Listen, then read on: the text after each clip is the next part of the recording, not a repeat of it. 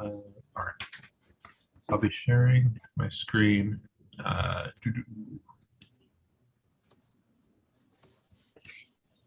And people can see this? All right. Okay, cool. Thank you.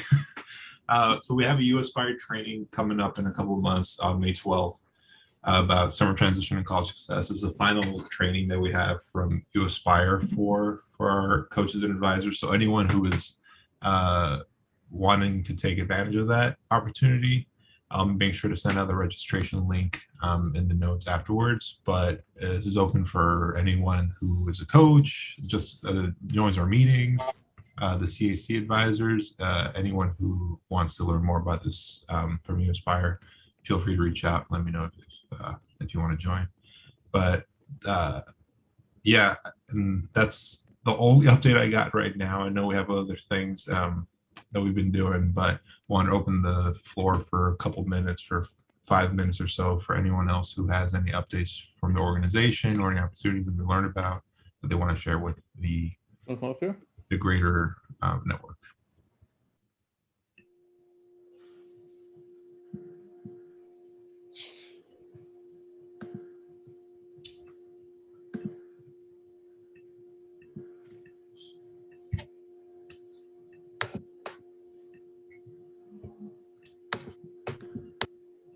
All right.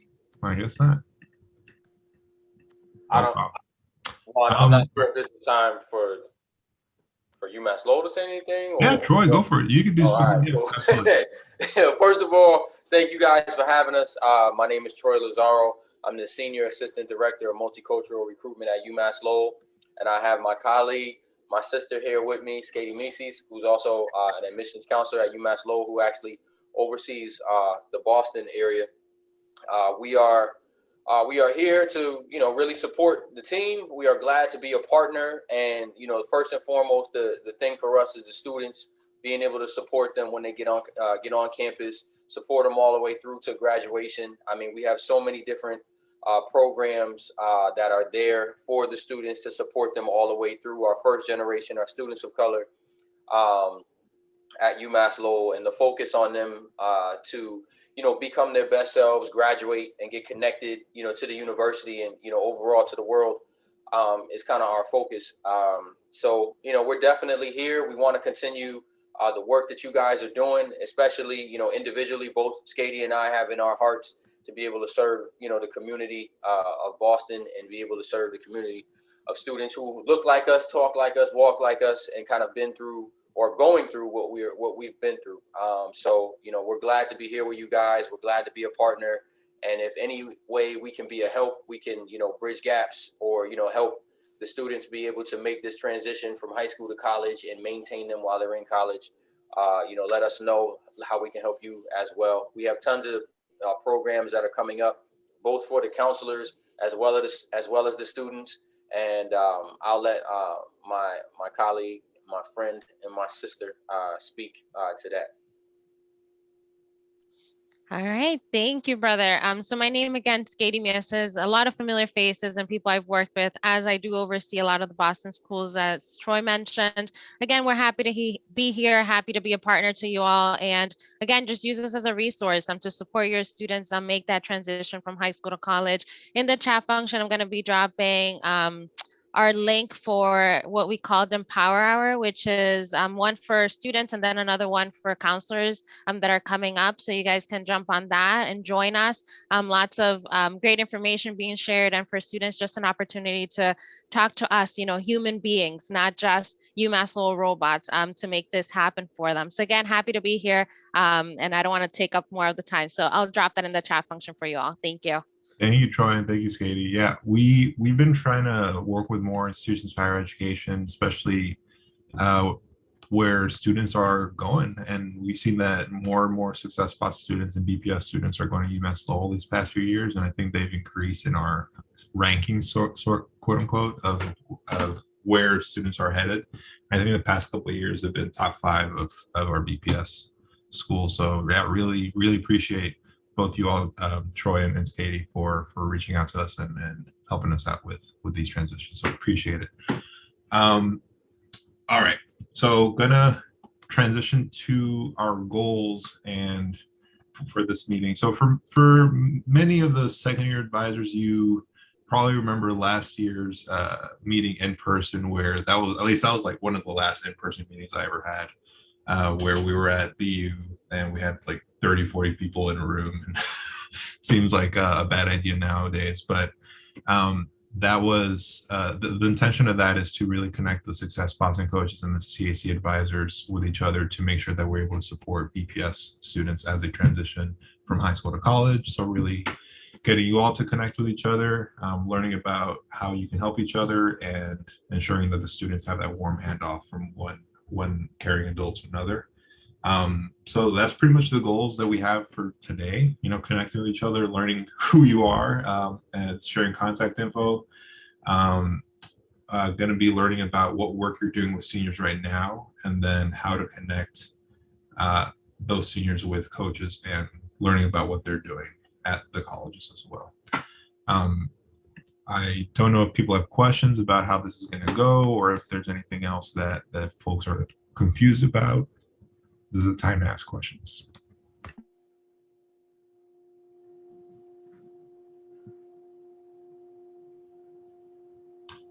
And I know there's also folks from here who aren't, who maybe work with schools outside of BPS or are a little out of the city. So we also have a breakout room later in the meeting where it's going to be folks from, BUCAC has, they're at every BPS school, they're also at some other communities. So some are involved in Lynn. So we're going to be connecting folks to those advisors as well. So making sure to stick around and put you in a breakout room to connect as well. So, but if that is all, if there are no questions, I think we're going to be jumping into our chat with Joel and Gabe. So something I got to do is figure out how to spotlight you all. So Gabe and Joel, make sure to unmute yourself, and there you go. All right, cool. So please introduce yourselves, and I'll dive into the questions in a little bit.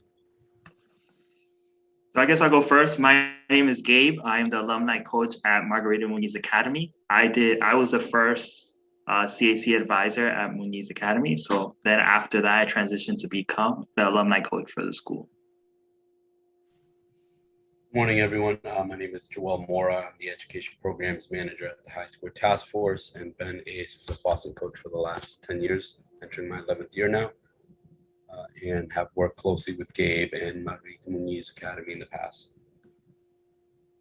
Thank you. Yeah, and we want to really to talk, to have this conversation between a coach and a former CAC advisor, one of the very first at MMA, like Gabe was saying, to talk about how can you make that partnership successful? How can you make it work? And we thought this would be a good way to highlight that. And glad to have you two here for us. So wanted to ask you how your school, how Margarita Muniz specifically helped you create that partnership, because a lot of the times that itself is really important for making that relationship work. Can you guys talk about how, Dan and Danya, they were really helping you with that? So I guess I'll start. So when I was a CAC advisor, we had the privilege of having our coaches come to our school once a month on Wednesdays. So that was helpful to help the students create a relationship with our future Success Coach Boston students. And then also we helped our students apply for having a Success Boston coach. So we made sure that we connected every student before they graduated to have a coach after they graduated. So one of the things that we did is create that partnership with Success Boston to be able to get to know our coaches. And I remember Juan in my first year was a Success Boston coach. And I remember creating that bridge with him. And I would sit down with the coaches and talk about the students. Whatever information that you have about your students, just share that with your coaches, because after you leave, or if you're staying for another year, your students are leaving. So it's great to have that connection to be able to build that bridge. So I think one of the greatest things about Muniz Academy is that we had our coaches come in. So that was already a step for us to get to know our coaches really well and then help our students connect to them after they graduate. But then it became different because now I am their alumni coach. So what I do now is I Joel or any other of the counselors may text me and I'll just connect them with their students and help them fill in information that they may need. Yeah, a lot of what Gabe just reiterated was really helpful as a coach going into the school and meeting with the seniors and being able to connect. Because many of us as coaches in this initiative really get asked, well, you know, Success Boston, it's good and all this. So what's the secret? What's this? And to be honest with everyone, the secret is not a secret. It's relationship building, right? And what you really need to do is establish that very well. And what we had at MMA when we were pre-COVID was that we were able to connect with these students. If it was once a month or if we were able to go in twice, we were able to sneak in there. It helped us as coaches to establish that relationship. But it also made it visible for the actual senior themselves to see that there are many parts of the web that many of us have in this village known as Success Bostonville to help the students succeed and help them get through college, knowing that we have a CAC rep there. We at the time was Gabe, and then they have a Success Boston coach outside of MMA. Then they have, you know, Fernando, who was working there, connecting students to get them ready for college readiness. So there were many, many resources that these students were able to access. And as a coach entering there, it just made the process of relationship building much easier for us to be able to connect with students and also have that comfortable feeling like, oh, it's Joel, it's the bald guy that comes every Wednesday to MMA. All right, I get it. I got to talk to him about school. You know, so it was just a much easier way for us to be able to connect. And CAC reps were able to sort of provide us that handoff to make the process easier. Yeah, and I like Gabe was saying, I was there at the very beginning when Gabe was starting out, and I was also a Success Boston coach with I Square, who was going into MMA every month and doing little workshops like how to complete your FAFSA or like helping students finish their essays for college applications, like really trying to make that relationship work. And I know it's harder to do that now because you can't go into the schools, but I know a lot of you are part of Zooms at your schools where, you know, you have days or hours where you're talking with seniors. For Gabe and Joel, what did you have to do on top of those monthly meetings to really connect the students to each other to make sure that they were supported afterwards? Was there anything else, like did you have to share information or what was going on there? So as a coach, again, the non-secret is that relationship building piece, and knowing that it's less than an hour a month. You know, I knew going in it was going to be very difficult to establish any type of relationship. So my job was to make sure I created follow-ups. I created challenges to students to email me or text me. And then I would always have follow-ups in making sure that, you know, the seniors were prepared. I think the most pivotal part of our role was this time, March, April, May, before the seniors signed out, because we needed to assure that they understood what Success Boston was going to do for them after they left MMA, and how the coach in that role was going to actually be a vital person in their corner, helping them through that. And so paperwork was done on our end.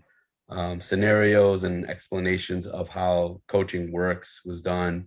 And I think what many of the seniors enjoyed was the question piece, because we allowed them to ask the questions in regards to the process or anything. And I think for many of them, if I recall, that portion of the session that when we were there was the most helpful, because it actually was relevant to their interests. You know, me going in there talking about, you know, how to register and how to renew a FAFSA, for many of them it was like, I already done that, boring, blah blah blah. But if I went in there saying, what questions do you guys have? What do you want to talk about? Hey, so what's college really like? You know what? Let me call up someone for next week and we can get that perspective, you know, for you guys to hear. Or I would share a story, which I was very candid about.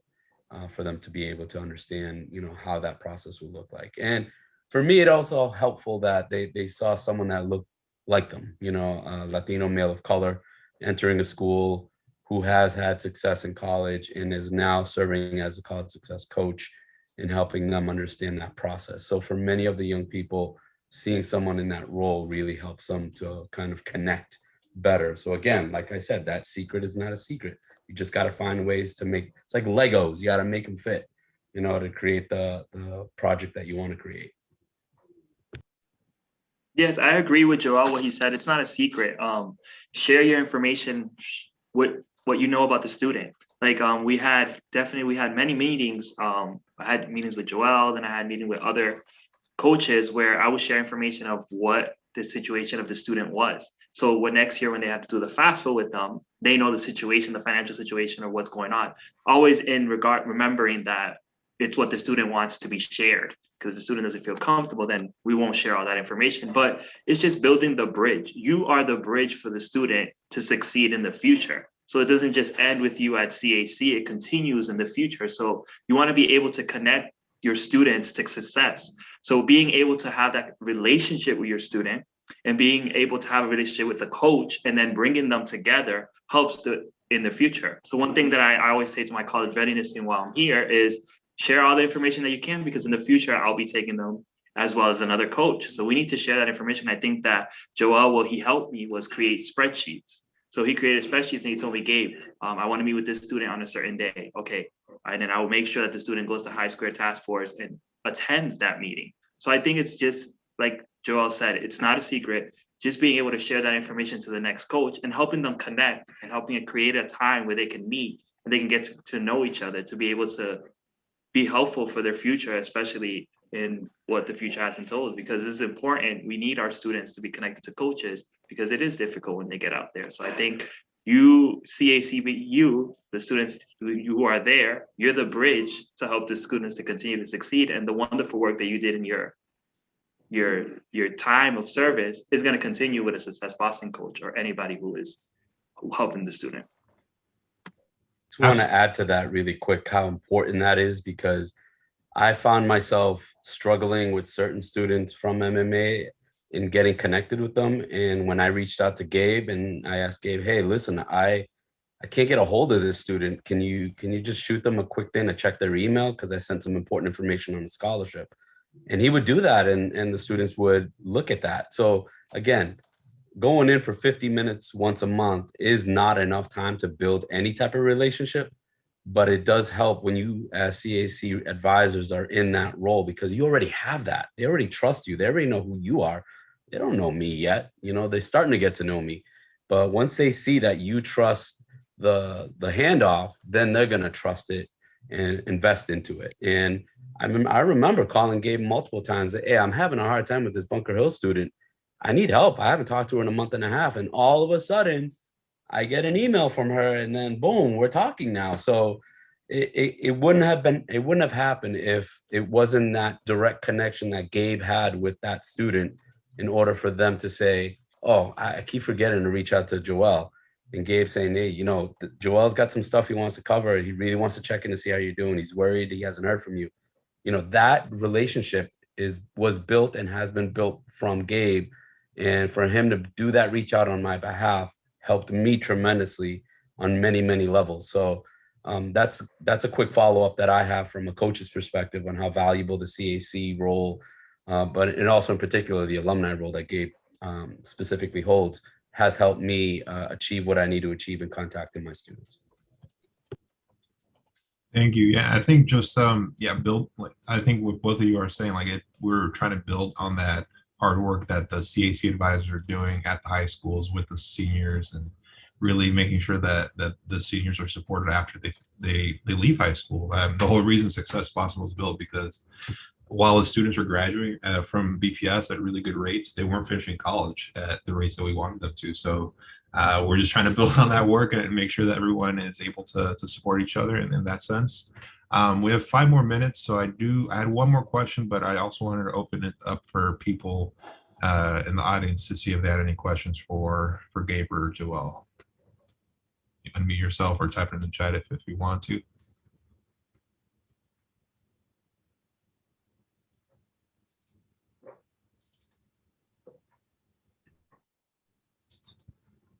All right, well, I still have more questions, so I'm going to ask them.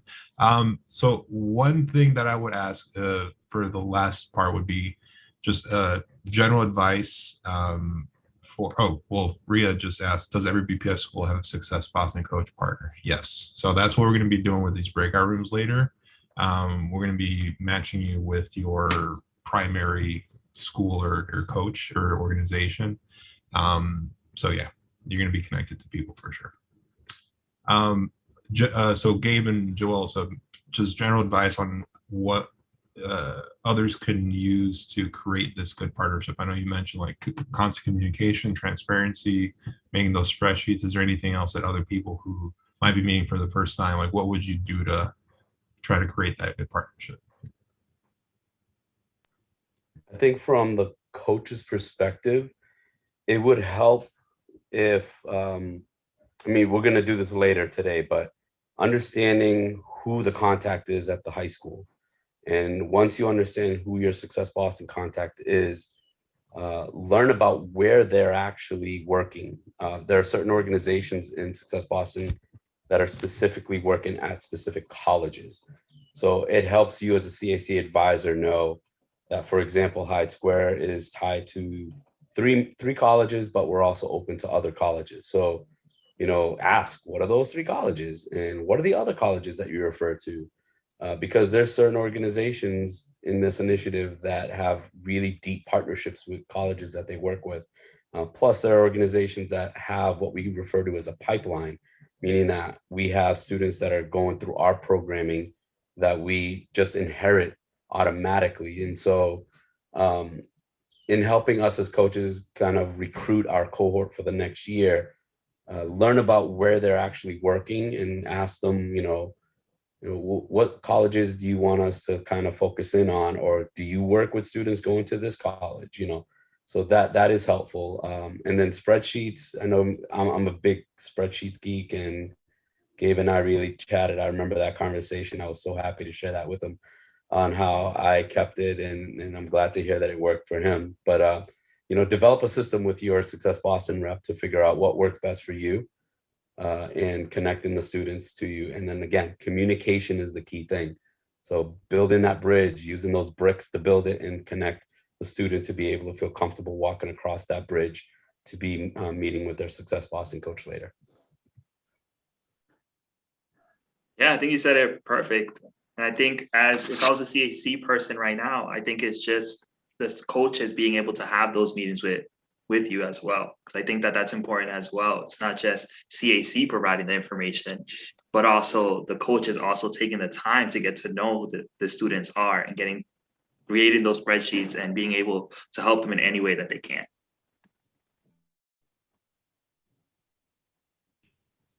Thank you, Joel, and thank you, Gabe. Yeah, so we're going to try to make it easier for everybody on the call, both the CAC advisors, the coaches, and anyone else who is part of this.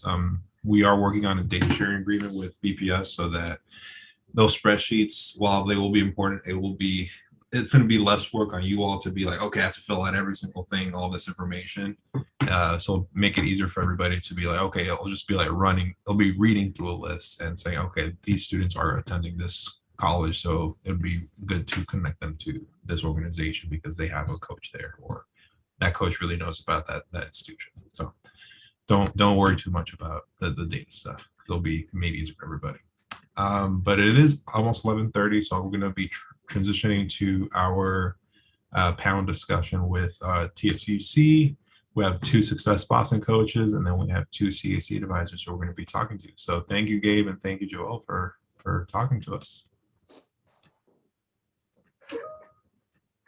All right, so now I gotta pin other people. Let me see.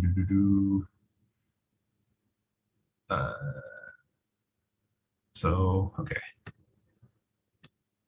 So Alyssa, you're being spotlighted. Who else is gonna be spotlighted?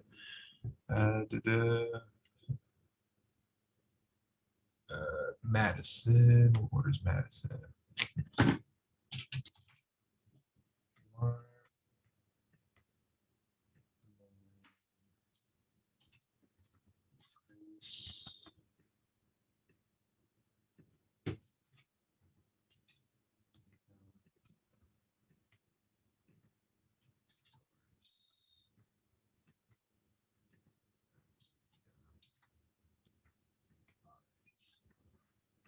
All right, so everybody can see these 6 people. Thank you. So thank you everybody for joining us. So this panel, we're going to be talking with our friends from the Tuition Free Community College at the City of Boston, talking to Chris and Tamika from Success Boston and Westinghouse and the PIC respectively, and then Alyssa and Madison from Boston International and Charlestown from the VUCC. So thank you so much, everybody.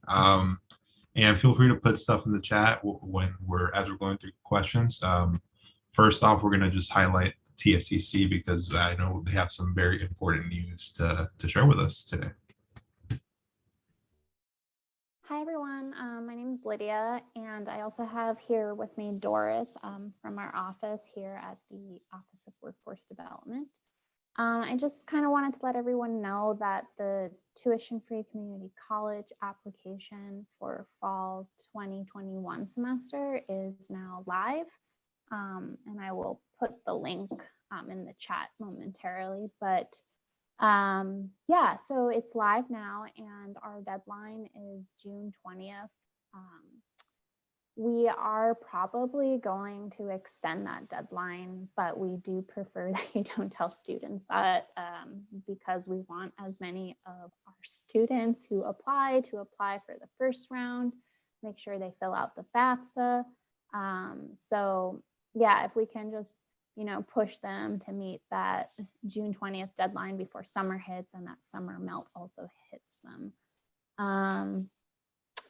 I also wanted to remind everyone that we do have the Boston Bridge program too, and I just have noticed that a lot of students are getting a little bit confused about that. So just kind of wanted to clear some things up. So TFCC students, like once they're admitted into the program, are technically, can transition into the Boston Bridge program, given that they meet the certain Boston Bridge requirements. So I think a lot of TFCC students think that they automatically are eligible. And I mean, they are, but they do have to meet the certain requirements, like maintaining a 3.0 GPA each semester and being enrolled full time. These are eligibility requirements that were set by the state. So there's not too much wiggle room around that.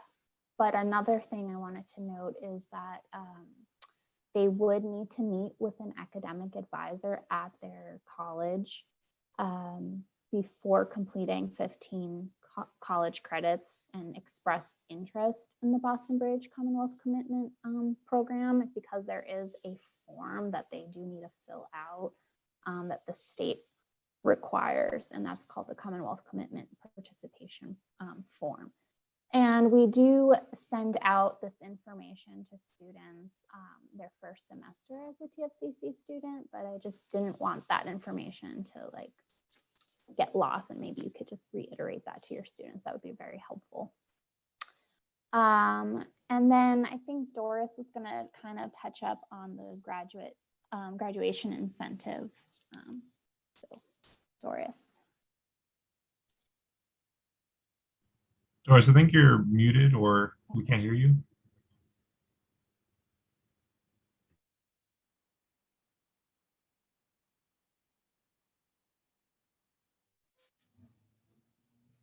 How about now? Yep, we can hear you. Sorry. Thanks, Lydia. I obviously have issues with my microphone all the time. Thanks so much for letting me talk about the graduation incentives. And thanks, Juan, for sending me the list of coaches. So I was able to email you guys, and it's good to see some of the faces who I emailed. So we sent out about 30, we identified a whole bunch of students that were potentially graduating before fall 21. And if they were to graduate by fall 21, we were offering them $1,000 incentive. And we sent out emails to about 38 students, 20 students to BHCC, 6 students to BFIT, 1 student at Mass Bay, and 11 at Roxbury Community College. And of those 38 students, we received initially a 34% response rate. And then of those 38 students, about 63% have a Success Boston coach. And if you reached out to them, thank you so much. I think at least about 3 of them already responded. And so I think I may want to send out another email to the coaches to let them know like who responded, and in case you want to follow up with them. And it was great. A lot of the students who did respond were very excited. $1,000, as you know, is a lot of money. And so they're very excited to participate in the graduation incentive. And as you know, if you've seen the email, that there are 3 parts to receiving the incentive. It's responding to the email that TFC sends out. 2 is to apply to graduate. And 3 is obviously graduate. And we figure out if they graduate through the colleges and also through the National Student Clearinghouse. And in that, we can find out if they actually graduated by the time frame that we indicated in that email. So I think my next step will probably just to send out another email to you guys, just to ask you if you would just follow up with them, and if they need any assistance towards getting their associate degree. So, but thank you very much, and that's about all I have for the grad incentive. I'm not sure if Lydia, you wanted to add anything, but I appreciate your help in getting these students to that goal line. So great. I think we had a question, and I thank you for bringing this up. Yes, so that 2.0 high school GPA requirement for TFCC is going to be waived again this year. We just haven't removed that from our materials because post-pandemic, our intent is to go back to that. We understand that BPS is having a hard time calculating GPAs, or like the equity of calculating a GPA during remote learning is just, really unfair. So we are waiving that. And we also are, I don't know how much this would affect you guys, but we are opening up TFCC this year to students who also graduated in 2019, which is, prior to that 18-month limit. We're doing that because we realized like 2020 was just a crazy year, and maybe they missed the opportunity to become a TFCC student. So if you know any prior students of yours, please encourage them to apply. So that's awesome news. Both the class of 19, the continuing the equity part of the waiving the 2.0 GPA requirement. So thank you so much, Lydia and Doris, for helping us with that. And yeah, like you mentioned, Doris, that $1,000 incentive to graduate. I mean, that's my dream for like the future, paying students to go to college and like incentivizing them to like, if you finish your semesters or you're like keep persisting, you get some sort of financial incentive. That would be amazing. But I appreciate you all. And if people have questions, feel free to put them in the chat. I'm gonna remove them from the spotlight just because we're going to be transitioning mostly to the coaches and the advisors here. But thank you again to Lydia and Doris. And then I'm gonna dive into the questions for you all, for Alyssa, Madison, Tamika, and Chris. So gonna dive right into just like summer melt and how we're gonna be dealing with that. I know that's been tough every year. And it was harder, even harder this past year, but wanted to ask you all about some strategies or resources you try to use with students when trying to avoid summer melt. So I'll start with Tamika, and then I'll go to Chris and Alyssa and Madison.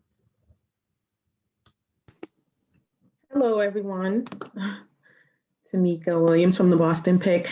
Yeah, summer melt. Wow. Okay, this is going to be very different this year, and so what should we call it? Summer melt 2.0. I definitely would say trying to create those connections early on before they leave the high school. Just trying to really make as much of a personal connection as possible.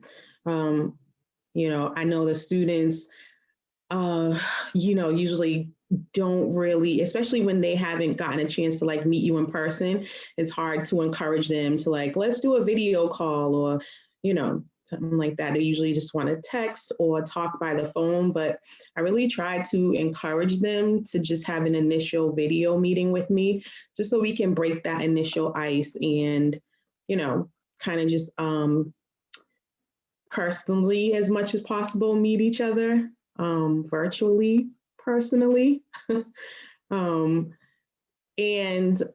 I think, you know, the connections with the guidance counselors and advisors are like gonna be even more important this year. One thing that the PIC has done is that we have affinity groups for students in the evenings. On Tuesdays, we have a group where students can meet. We have a group for female students and male students where they meet separately. And it's not even just school stuff, you know, it's not even just, you know, all focused on college stuff. It's really just talking about like, you know, issues around being at home and not, you know, being in person with each other, isolation, and, you know, talking about like just their hopes about like how things will look when they eventually, hopefully, do get back on these college campuses. You know, so just talking about their feelings and, you know, really giving them a space just to decompress, you know, and talk about things that are not just directly related to school. But, you know, I think just trying to really create as much of a personal relationship as you can prior to summer is really going to be key for this upcoming summer and moving forward. Yeah, absolutely, Tamika. I definitely agree. Chris, anything to add? Yeah, I couldn't agree more. I think having those relationships to lean on over the summer is so key. And, you know, it does, I think the summer's challenging because there's not as many like to-do list items to get to. So it's a bit harder to do the like text a student, hey, let's get this done, and kind of use that as a reason for a meeting. But it can be an opportunity for some more like low stakes or like relationship building conversations because you don't have that pressure of a class. So it's a great opportunity to dig a little bit deeper, figure out what the students' interests are. And I think Joel did a really good job of talking about how valuable that emotional connection piece is, showing the student that you're not just someone who's going to come check a box, that you really are interested in who they are as people. And yeah, I think the summer can give you some flexibility to sit back, ask some questions, and kind of let the student take the floor without like all the urgency that can come with the school year, where sometimes it can feel like you're putting out fires without ever really a chance to dig deeper and get to know the student. You know, the other thing that I found really helpful, a lot of the students that I started coaching this year, so the students who are starting their freshman year in college in the fall, I got connected with them the last couple months of the summer, kind of July, August. And for those calls, like those first introductory meetings, my goal is really to get to a spot where they feel comfortable getting onto a video call with me. So what I like to do before those meetings is just kind of think about like what my value proposition is as a coach. Like, what are some solutions that I can kind of come prepared with? TFCC is a great one. Like, hey, have you heard about TFCC? Like, you can go to school for free. Like, you can get a lot of great benefits. Let's make sure you're set up with that program, and then you can kind of start off on the foot of like solving a problem, getting some things done. You know, one more it's like a small tip, but some language I really like to use is that, you know, as a coach, I'm really going to be in your corner. I don't work for the school. You know, my role is to support you, whatever your goals might be. So make sure, again, the student knows that I'm like looking at them as an individual and not just like a box or something to get done. Absolutely. Yeah, I think knowing that they can rely on you for more than just academics and like really think about their future and their themselves as a whole person, I think is imperative for that relationship.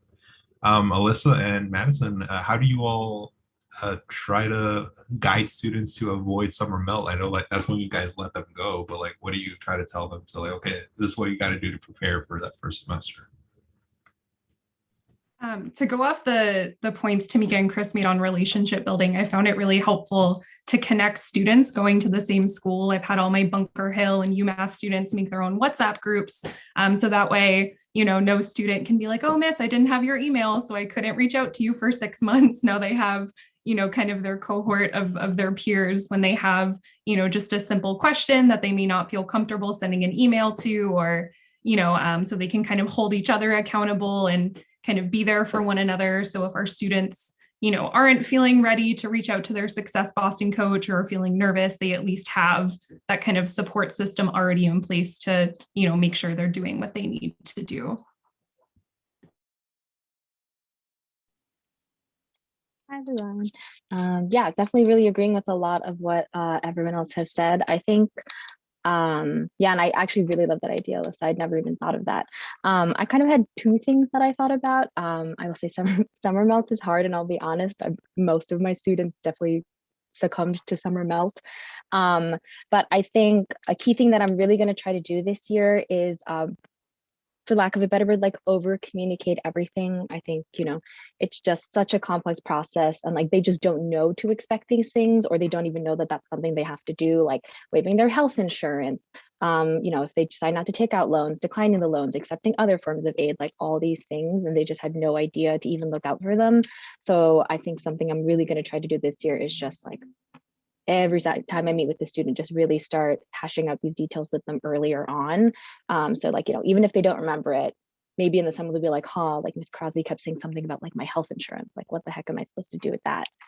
And the second thing, something that I found really helpful, I think this would probably, at least if you're going to be a returning advisor, something that I did was at the end of the school year, I sent an email or a text to every student and was like, hey, like, thank you for this year. Just wanted to let you know I'm going to be a resource for you since I was staying like over the summer. If you need anything, please let me know. And I left my contact info. Or if you're not leaving, you could send that message, but still put in like the Success Boston coach or like a resource at the college. And I found that, students that literally hadn't spoken to me since school shut down would reached out to me in like August and were like, hey, miss, like I have a bill. Like, what am I supposed to do with this?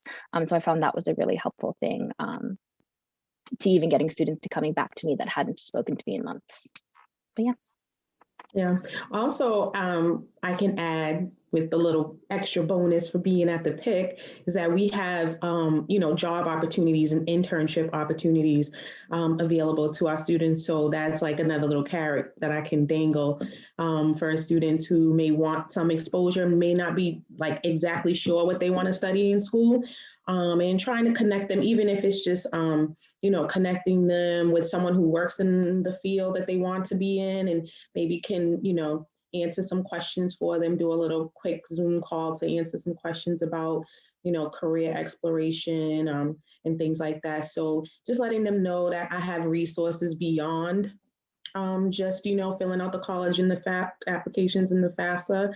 And kind of that gives me a better opportunity really to kind of get to know really like what they're thinking about their future careers after college and, what they're looking forward to. So that's another thing that you guys definitely have available as resources as well. So reach out to us if you have any students who are interested in those opportunities. For sure. Yeah, the PIC is amazing with those opportunities. I know something, you remind me of something. I'm also trying to talk with NESN, the New England Sports Network, because they're trying to support more young men of color and students of color through internships and externships and mentoring and whatnot. So that's something I'm trying to connect with as a Success Boston person to get some of our young people connected to those fields and maybe bring some students into here, like especially young men of color who might be more interested in that side of things. So we'll see how that goes. But thank you all for those great answers. I know we only have 10 more minutes, so I'm going to breeze through the next two questions, but we'll definitely be able to answer them later on. Do any of you have any idea or resources for undocumented TPS DACA students, specifically scholarships or financial aid? I know this is always a question every year for everybody. And I mean, Alyssa and Madison, I know you all work at schools where there's a pretty good amount of students in those categories. Are there any things that you send them to, or any resources you show them? I can speak a little to that. I think it's hard to say there's one specific resource I show every student, just because every student is so different and every college is so different. So typically I found that the Boston Teachers Union Unafraid Educators have a really amazing document that really breaks down kind of what that process looks like for undocumented students, as well as what their rights are specifically in the state of Massachusetts. So I'm happy to drop that in the link by the end of our panel. But I found I usually start with that with students, just so they fully understand their rights, what are in place to protect, their personal information and things like that. And then we try to get our college list building done really early to determine what are the things we'll need. So for a student who's maybe a little more high academically achieving, we really try to look for those full need met, typically private schools who may, depending if they're accepted, can work with them for institutional aid. And then if a student who may be more successful at a school like Bunker Hill, we typically contact the financial aid office directly without giving personal information, and usually talk in hypotheticals, just try to get an idea of what we want. I have had a lot of students be really successful with the Bunker Hill Immigrant Assistance Scholarship, which I believe covers the cost of 2 full classes, regardless of documentation they had. So for a student who may benefit from, a 6-class certificate program, that could cut out half their costs right there, and, get them some type of job training to potentially, work towards something bigger over time. Yeah, super quickly, everything Alyssa said. I will say something I found helpful is when it comes to private scholarships, which certainly I try to push my students towards. Like ones that automatically come to mind are like Unafraid. But something I also have found somewhat successful is, when you're coming across scholarships, like sometimes they will specify like if you need to have like citizenship status or something, but when they don't, what I've done in the past is, if I can find a contact, reach out and like ask if undocumented students are eligible to apply. And like sometimes you can find luck there, that they just don't have a citizenship requirement. So I've been able to find more scholarships my students are eligible to apply for by doing that. It's a lot of work, but definitely have found some more for them. That's awesome. That's great advice, both of you. Thank you for that. Chris and Tamika, anything at the colleges that you all have seen as supports for undocumented students? I know Bunker Hill is great supports, and then UMass is trying to do something more as well. I was going to say definitely Bunker Hill, great with that scholarship. I know Colleen Yee in the in Life Map advising, she's an assistant director of advising. She specifically works directly with us to make sure that we are like, running through all the list of programs that they had to access for students, resources for students at Bunker Hill. So she's definitely a great direct contact over at Bunker Hill. And I know at BFIT is definitely willing to work with students on an individual level. So definitely connecting with the folks over at BFIT and the student support office. They are so willing to help students. Yeah, Colleen is really helpful. I have one of my students is undocumented and has gotten some great support from Bunker Hill. We just talked to Colleen. She's great. Not too much else to add. I think private scholarships are typically going to be the way to go. Unafraid is definitely a great option if students are eligible. And sometimes just reaching out to financial aid. Oftentimes, it seems like some schools maybe have certain funds set aside that they're not necessarily publicizing. But if you're able to engage with them about a specific specific case, it's always worth asking. Thank you, everybody. All right, for the last question, because I know we have 5 more minutes, wanted to ask everybody about just guidance you give to graduating seniors as they are getting ready for college. So for Alyssa and Madison, and then I'll go to Chris to make afterwards.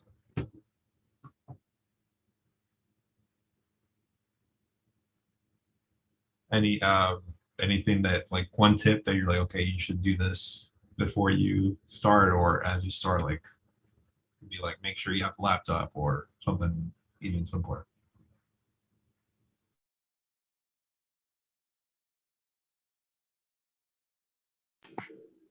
Is that us? Yeah. That was for Madison and Liz. I'm sorry. I'm sorry if I wasn't clear. Oh, I'm sorry. My bad.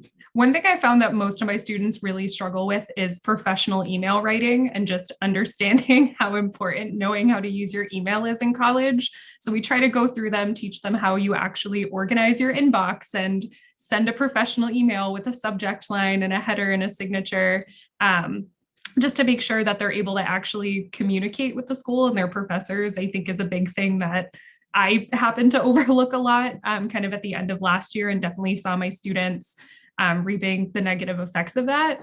And then I think also like walking through the platform that their school's using for course registration. Like I know we had a lot of DSP students with UMass Boston who never logged into their Wiser portal and had no idea how to register for classes and accept financial aid. So I think really trying to get them used to using those different platforms as much as you can will help them feel more empowered to hopefully do more things independently, or at least know what to ask for help with, as opposed to saying, Miss, I don't know how to do anything. Yeah, I would agree. The big one is to check your email. I think for a lot of my students, they just don't, or they ignore the emails if they don't know who it's from. So I really try to, I mean, even now with college portals and applications, but especially in the summer, check your email, read your email, respond to the emails. But I think something else I tried to do, and something that I try to do with my students throughout the year, is like really pushing them to learn how to begin advocating for themselves. Oops, sorry.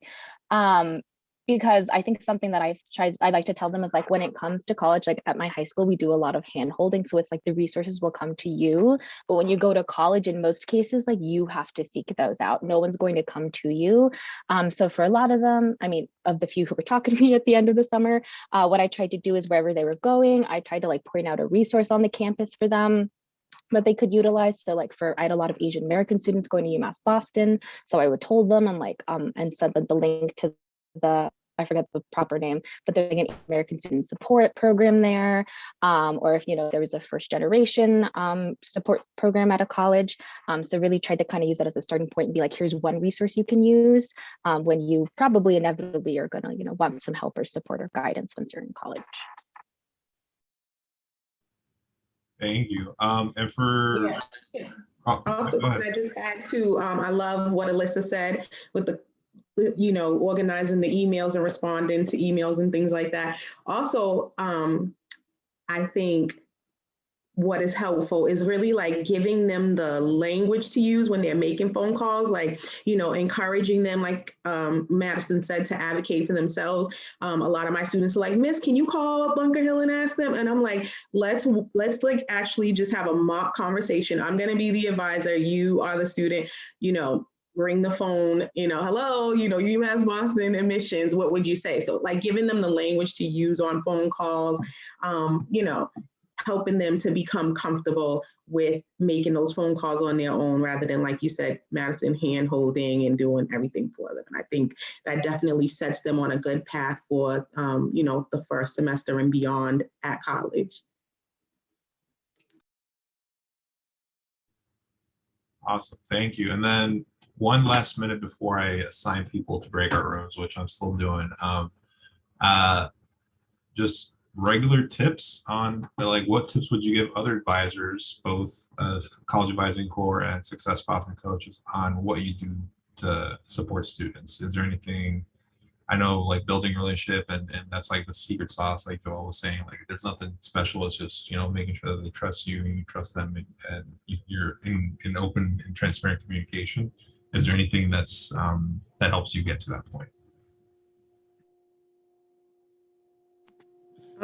I try to make sure I find like anything free that is being offered to students. So like a lot of times students do not, like you said, read their emails. Some of the schools, I remember I would just go in some of my students' emails who gave me permission, and I would just search for like unopened emails that were offering them certain things. I know like last year, Bunker Hill, they were like selling, I think it was like organs and for really cheap, like musical instruments and things like that. And I think they raffled a couple of them to students, and like they give free tickets to Red Sox games and things like that, and virtual events. I'm sure that will be happening. So just looking out for anything free that I could, direct them to, like, pull and put in their pockets.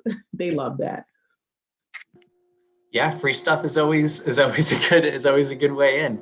I think one tip that's been helpful, or something that's been helpful for me to keep in mind, is not to take it personally if a student isn't responsive at a particular time. It's easy, like we've been talking a little bit about professionalism. I think it's easy to maybe hold teenagers to a bit too high a standard in terms of what getting back to you looks like. So don't be afraid to be a little bit annoying. I'll make a reference to hey, sorry to blow up your phone, but you gotta get back to me. You gotta tell me what's up. And also being flexible in how you're reaching out to students. I always like to, before a student is going to be unresponsive, I want to make sure I've contacted them via email, tried them on the phone. Some people don't pick up the phone very often, but it's nice to be able to leave a voicemail. Texting. I have a couple students I've communicated with over Snapchat, whatever it takes to kind of get that student to respond, go for it. Yeah, just to Chris's point, I would say don't be afraid to over communicate. My students probably hate seeing my name pop up in their email at this point. But if I have to send them 5 email reminders throughout a week to make sure they show up, to their college interview or turn on that application on time, I'd much rather have them say miss, please leave me alone, than have that miss that deadline and, not have that opportunity. So sometimes it's okay to have that harsh presence if you can find your balance. Yeah, I was going to say mine was actually the same as Chris's. I think really just being patient with both yourself and the student. I think this is something we've all probably been trying to do throughout the year, but definitely something I really struggled with last year. But, we're still in the middle of a global pandemic, and I'm sure we're all still figuring out how to best do this virtually. So really trying to be patient, but also not to take it personally, because I know it's so easy to. So yeah, just, respecting where your students are at, where you're at, and knowing that you're all doing the best that you can. And maybe it's not ideally where you want to be, but just being patient.